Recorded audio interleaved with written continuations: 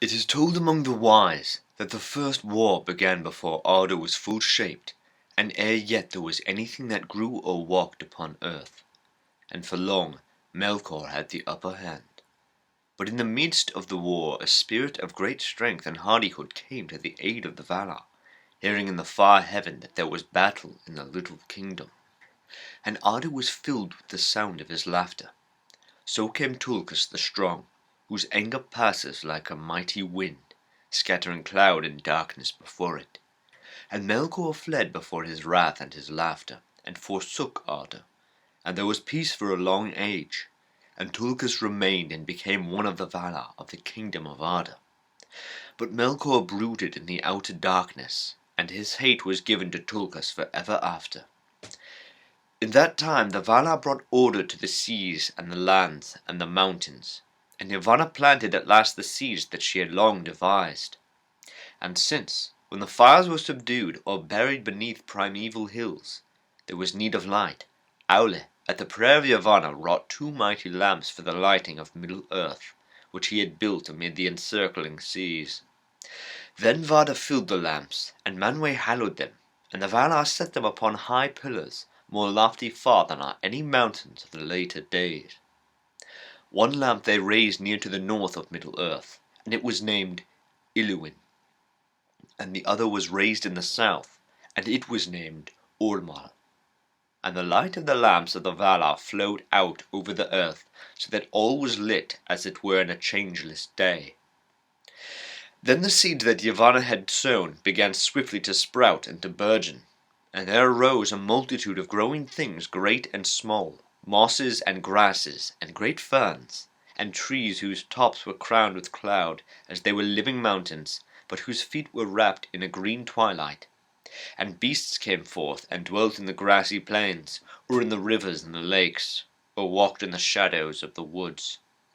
As yet no flower had bloomed, nor any bird had sung, for these things waited still their time in the bosom of Yavanna. But wealth there was of her imagining, and nowhere more rich than in the midmost parts of the earth, where the light of both the lamps met and blended.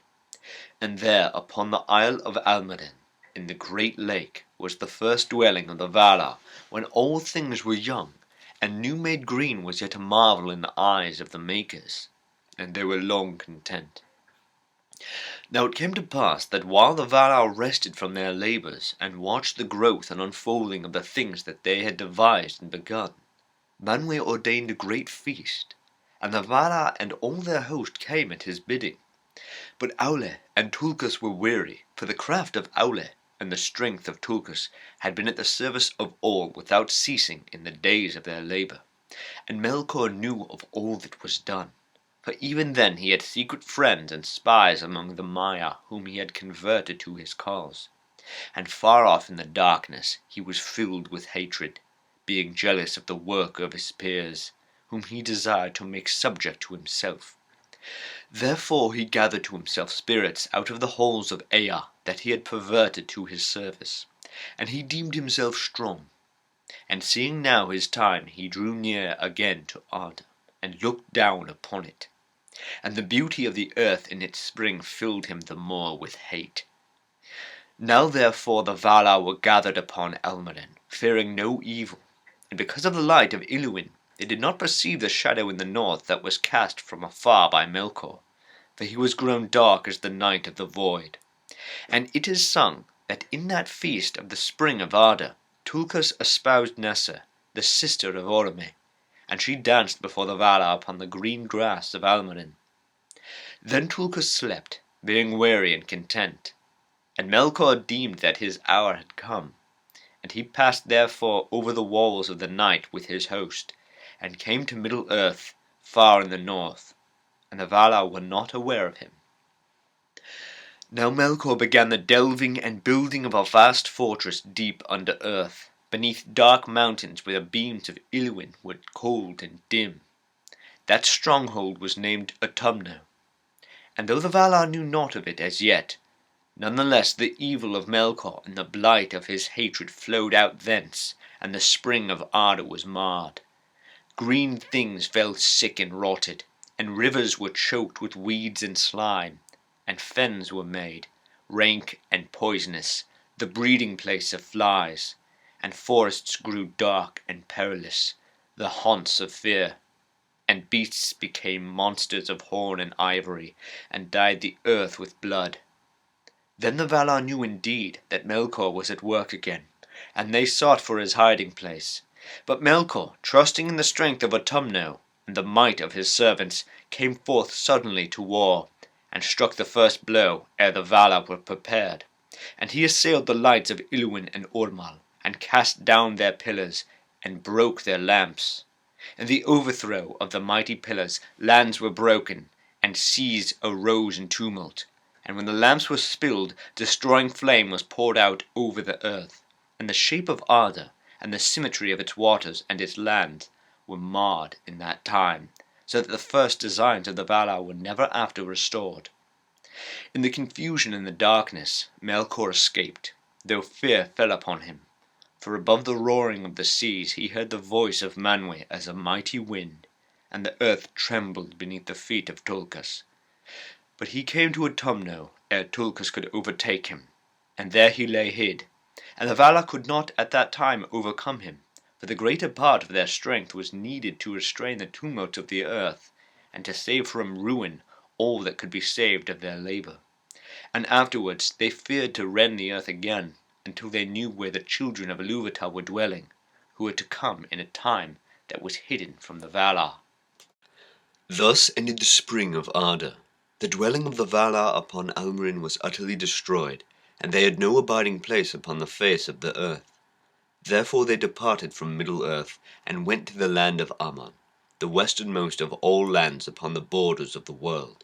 For its west shores looked upon the outer sea, that is called by the elves Icaiah, encircling the kingdom of Arda.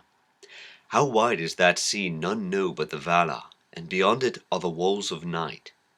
But the east shores of Aman were the uttermost end of Belagir, the great sea of the west. And since Melkor was returned to Middle-earth, and they could not yet overcome him, the Valar fortified their dwelling, and upon the shores of the sea they raised the Pelori, the mountains of Aman, highest upon earth. And above all the mountains of the Pelori was that height upon whose summit Manwë set his throne. Taniquetil the elves named that holy mountain, and Oyalose, everlasting whiteness, and Elarina crowned with stars, and many names beside. But the Sindar spoke of it in their later tongue as Aman Uilos. From their halls upon Taniquetil, Manwë and Vardar could look out across the earth even into the furthest east. Behind the walls of the Pelori, the Valar established their domain in that region which is called Valinor, and there were their houses, their gardens, and their towers. In that guarded land the Valar gathered great store of light, and all the fairest things that were saved from the ruin. And many others yet fairer they made anew, and Valinor became more beautiful even than Middle-earth in the spring of Arda, and it was blessed, for the deathless dwelt there. And there naught faded nor withered, neither was there any stain upon flower or leaf in that land, nor any corruption or sickness in anything that lived, for the very stones and waters were hallowed. And when Valinor was full wrought, and the mansions of the Valar were established, in the midst of the plain beyond the mountains they built their city, Valmar of many bells. Before its western gate there was a green mound, Ezolahar, that is named also Corolare, and Yavanna hallowed it. And she sat there long upon the green grass, and sang a song of power, in which was set all her thought of things that grow in the earth. But Nienna thought in silence, and watered the mould with her tears. In that time the Valar were gathered together to hear the song of Yavanna, and they sat silent upon their thrones of council in the Manahaxar, the ring of doom near to the golden gates of Valmar. And Yavanna Kementare sang before them, and they watched. And as they watched, upon the mound there came forth two slender shoots, and silence was over all the world in that hour, nor was there any other sound save the chanting of Yavanna. Under her song the saplings grew and became fair and tall, and came to flower, and thus there awoke in the world the two trees of Valinor. Of all things which Yavanna made they have most renown, and about their fate all the tales of the elder days are woven. The one had leaves of dark green that beneath were as shining silver, and from each of his countless flowers a dew of silver light was ever falling, and the earth beneath was dappled with the shadows of his fluttering leaves. The other bore leaves of a young green, like the new opened beech. Their edges were of glittering gold. Flowers swung upon her branches in clusters of yellow flame, formed each to a glowing horn that spilled a golden rain upon the ground. And from the blossom of that tree there came forth warmth and a great light. Telperion the one was called in Valinor, and Silpion, and Ninquilote, and many other names. But Ladolin the other was, and Malinalda, and Culurian, and many names in song beside. In 7 hours the glory of each tree waxed to full, and waned again to naught, and each awoke once more to life an hour before the other ceased to shine. Thus in Valinor twice every day there came a gentle hour of softer light, when both trees were faint, and their gold and silver beams were mingled. Telperion was the elder of the trees, and came first to full stature and to bloom. And that first hour in which he shone, the white glimmer of a silver dawn, the Valar reckoned not into the tale of hours, but named it the opening hour, and counted from it the ages of their reign in Valinor. Therefore at the 6th hour of the first day, and of all the joyful days thereafter, until the darkening of Valinor, Telperion ceased his time of flower, and at the 12th hour Lorelin her blossoming. And each day of the Valar in Aman contained 12 hours, and ended with the second mingling of the lights, in which Lorelin was waning, but Telperion was waxing. But the light that was spilled from the trees endured long, ere it was taken up into the airs or sank down to the earth. And the dews of Telperion and the rain that fell from Lorelin Varda hoarded in great vats like shining lakes, that were to all the land of the Valar as wells of water and of light. Thus began the days of the bliss of Valinor, and thus began also the count of time.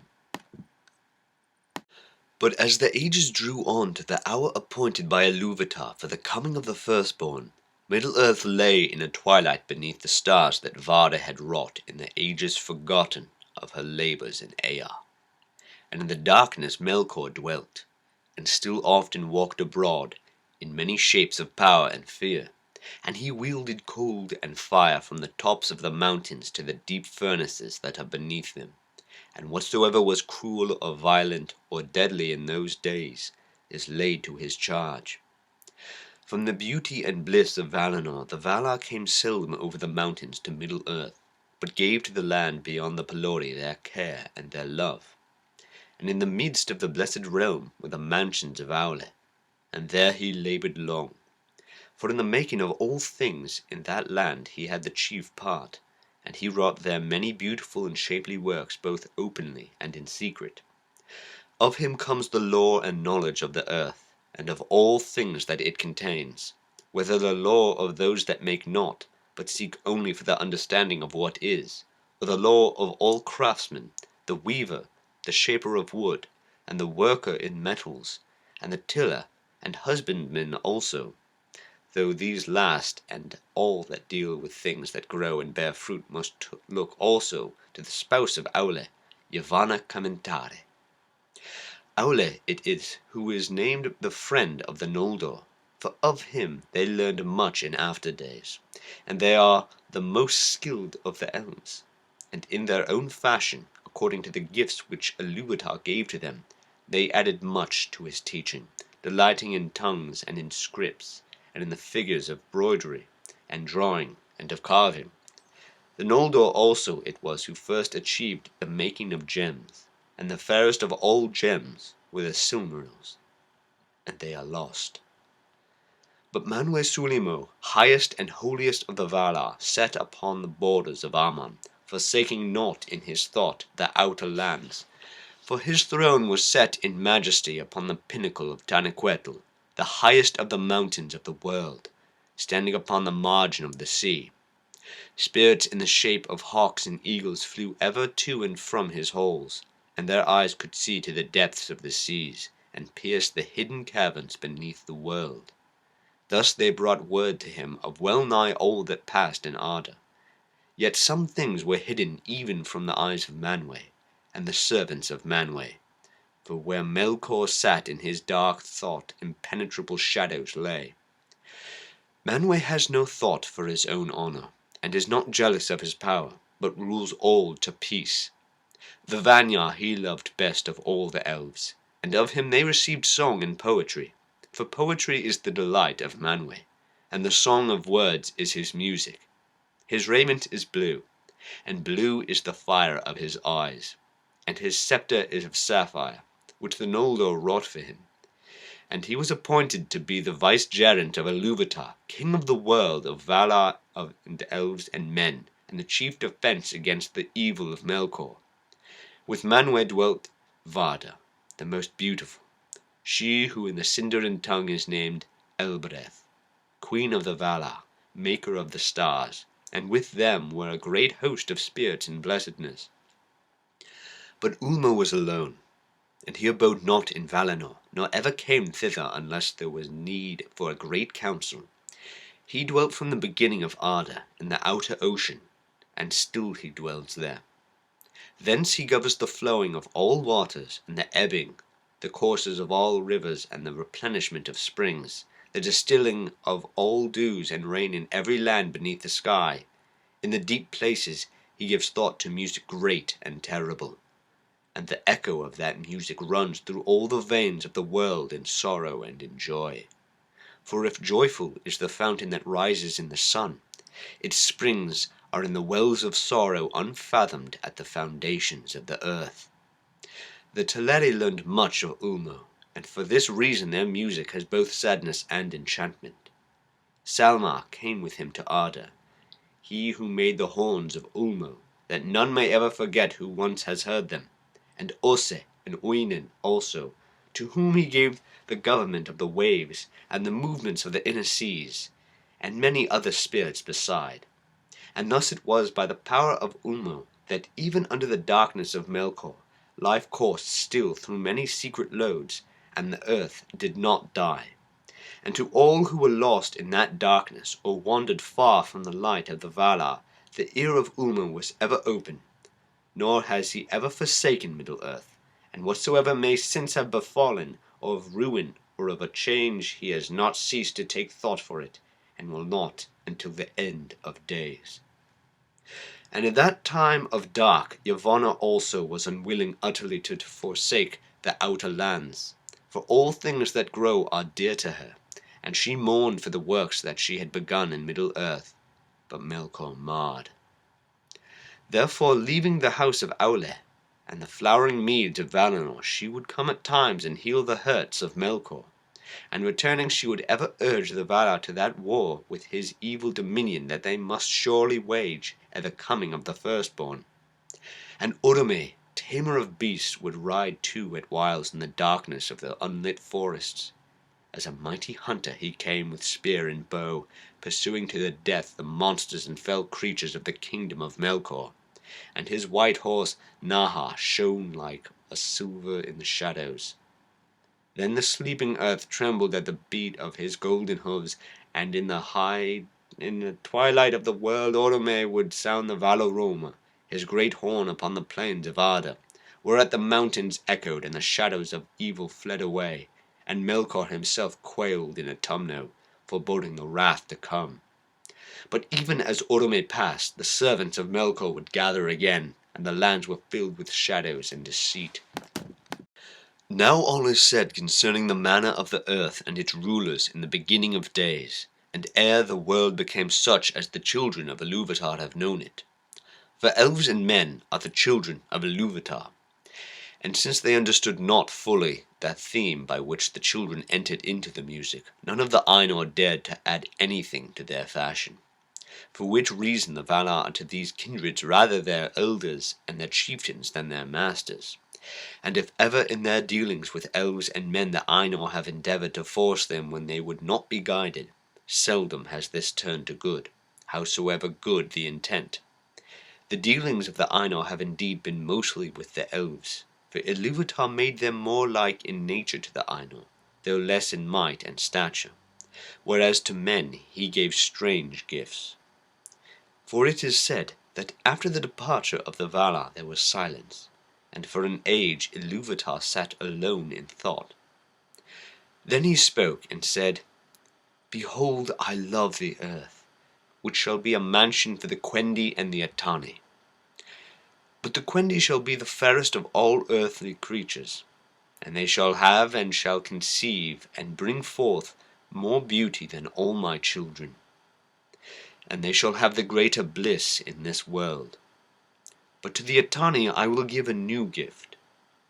Therefore he willed that the hearts of men should seek beyond the world, and should find no rest therein, but they should have a virtue to shape their life amid the powers and chances of the world, beyond the music of the Ainur, which is as fate to all things else, and of their operation everything should be, in form and deed, completed, and the world fulfilled unto the last and smallest. But Ilúvatar knew that men, being set amid the turmoils of the powers of the world, would stray often, and would not use their gifts in harmony, and he said, "These two in their time shall find that all that they do redounds at the end only to the glory of my work." Yet the elves believe that men are often a grief to Manwe, who knows most of the mind of Ilúvatar, for it seems to the elves that men resemble Melkor most of all the Ainur, although he has ever feared and hated them, even those that served him. It is one with this gift of freedom that the children of men dwell only a short space in the world alive, and are not bound to it, and depart soon whither the elves know not, whereas the elves remain until the end of days, and their love of the earth and all the world is more single and more poignant therefore, and as the years lengthen, ever more sorrowful. For the elves die not till the world dies, unless they are slain or waste in grief, and to both these seeming deaths they are subject. Neither does age subdue their strength, unless one grow weary of 10,000 centuries, and dying they are gathered to the halls of Mandos in Valinor, whence they may in time return. But the sons of men die indeed, and leave the world, wherefore they are called the guests, or the strangers. Death is their fate, the gift of Ilúvatar, which as time wears, even the powers shall envy. But Melkor has cast his shadow upon it, and confounded it with darkness, and brought forth evil out of good, and fear out of hope. Yet of old the Valar declared to the elves in Valinor, that men shall join in the second music of the Ainur, whereas Ilúvatar has not revealed what he purposes for the elves after the world's end, and Melkor has not discovered it.